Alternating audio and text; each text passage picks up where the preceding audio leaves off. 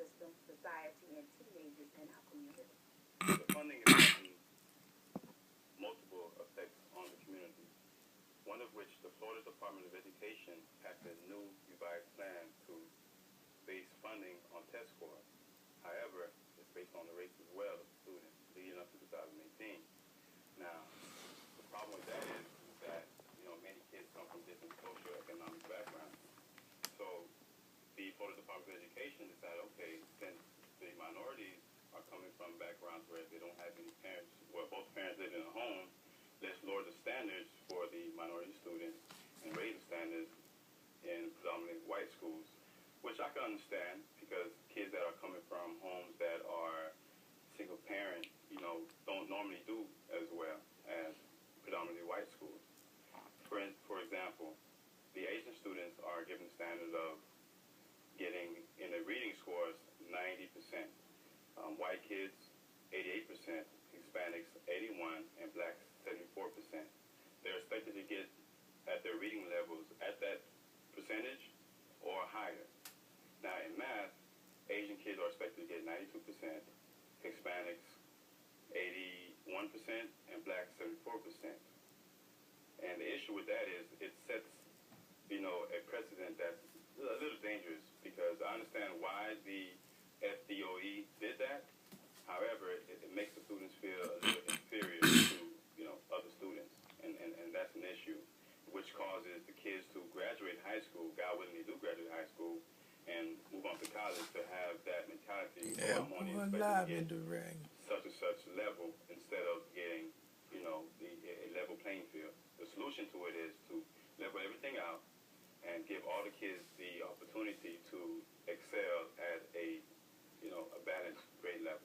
And so the funding, I guess that particular budget change that occurred over the past couple of years or so in regards to kids receiving funding at particular schools in urban communities and suburban communities, but they're getting the funding based on those scores. Is that the overall budget for the school, or is it just particularly for the reading department, the math department, or is that relating to the overall budget? It's relating to the overall budget. Okay. The Florida Department of Education, they're doing their best, however, to make everything equal, but it's not equal. Okay. Because you're creating a substandard precedent. Okay. And we see today, in today's society, as far as the respect when it comes to teachers, Wow. As far as has diminished over the years tremendously. And I would not only say as it pertains to the students, but also a lot of the parents. And I think it's because of the stigma that has been around for the past couple of years. Teachers are not educating, And so what have you noticed over the course of the years and, in your mentorship that diminished respect as it relates to our teachers? Good question. I have multiple friends that are teachers. A few are principals or educators. And they all tell me that the parents aren't as involved in the schools with the kids like they used to back in the 80s and 90s.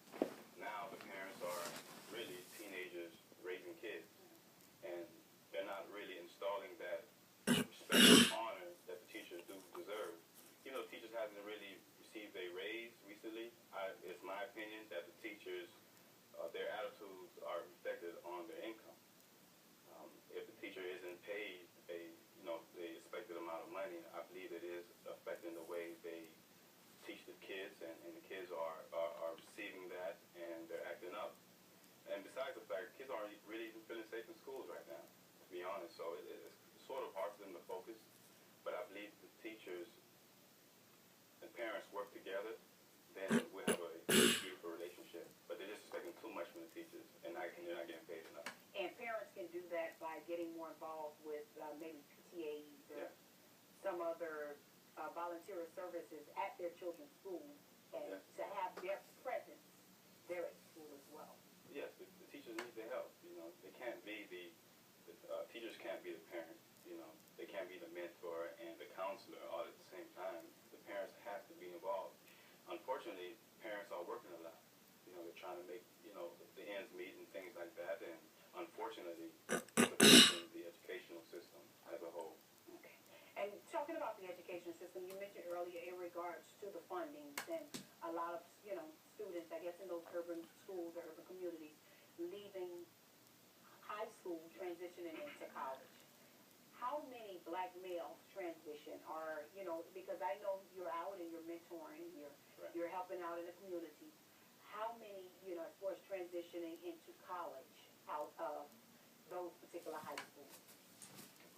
From my research, I'm finding out that many black males are dropping out of high schools and college at alarming rates. They're dropping out of school and jumping into prison.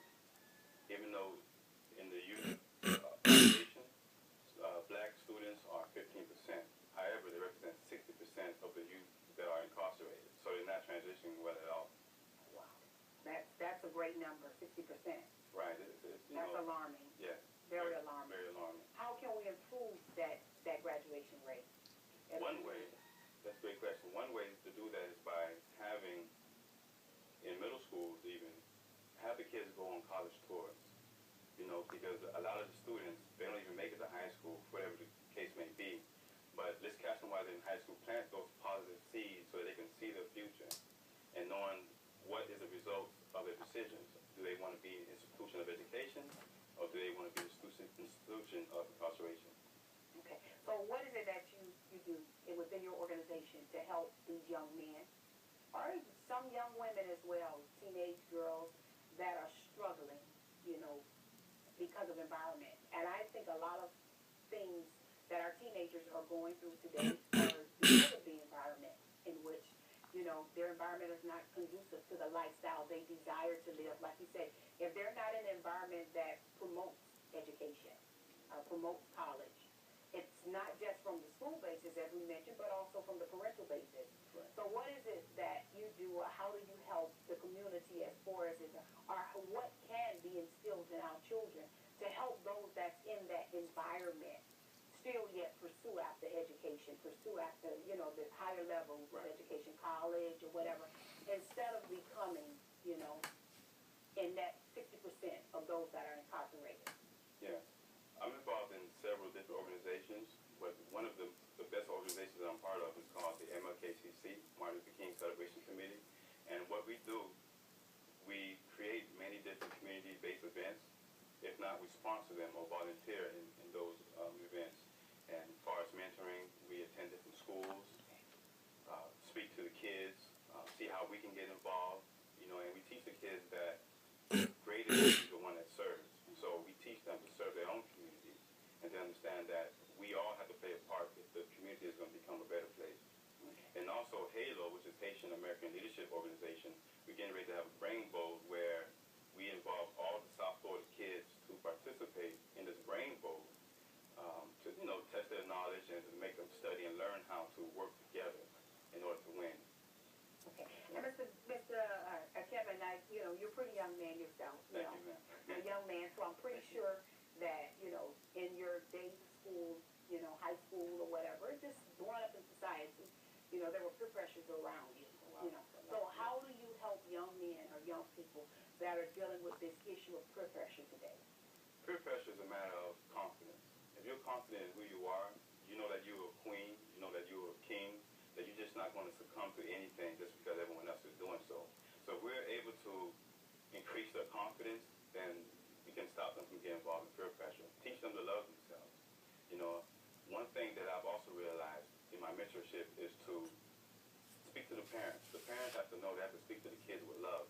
Speak to them with love because kids listen better when they know that you genuinely care for them.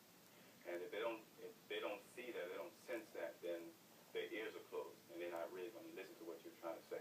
Okay. And talking about that, because when I speak on that peer pressure, I noticed today, when we turn on our local news, we see so much in the news today where our young people, teenagers, they're either, with gun violence, dying early, and, all kinds of incidents that are transpiring. And we see it as, on the news. If we're not a direct part of it, but we are witnessing it on our daily news shows. So what is it that peer pressure that's leading these young people into gun violence? How do your organization help those that are, like I said, they're in urban communities. That's what they know. They live that every single day. How do you help them as far as away from that, to not succumb, like you said, to become that next, individual that's careless, don't care about life, don't love themselves. Because I see a lot of that that's going on today. How do you work with these young people? One of the most important things that we must remember is that the teenagers, they must have courage. They must be able to believe in themselves. So once they find that courage to believe in themselves, then we can attack the situation, I like to say, in the trenches. The trenches are the streets. Now, with the MLKTC, we just had a big event called the Teen Summit. And the Teen Summit involved with many kids and teenagers from South Florida coming to a auditorium where we spoke about many issues that teenagers face: gun violence, domestic violence, sexual abuse and things of that nature. Some NFL players were there, many mentors. So we allowed them to speak to us, let us know what's really going on, and allow us to help you.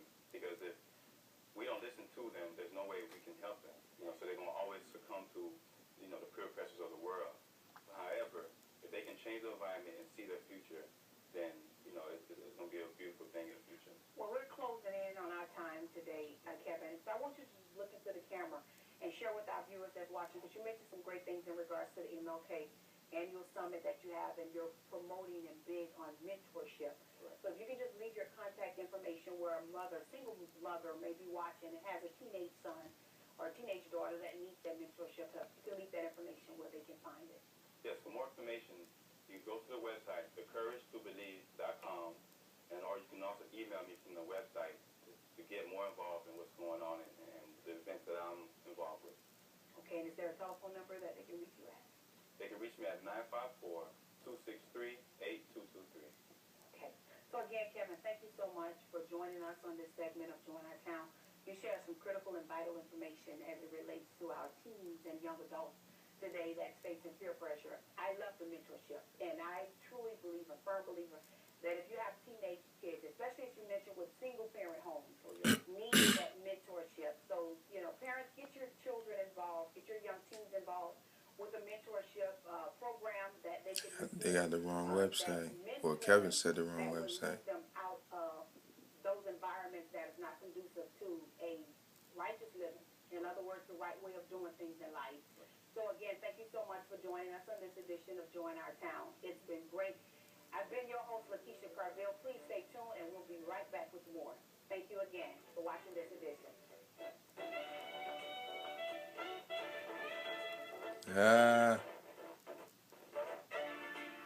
Boy, Kevin, like, fine.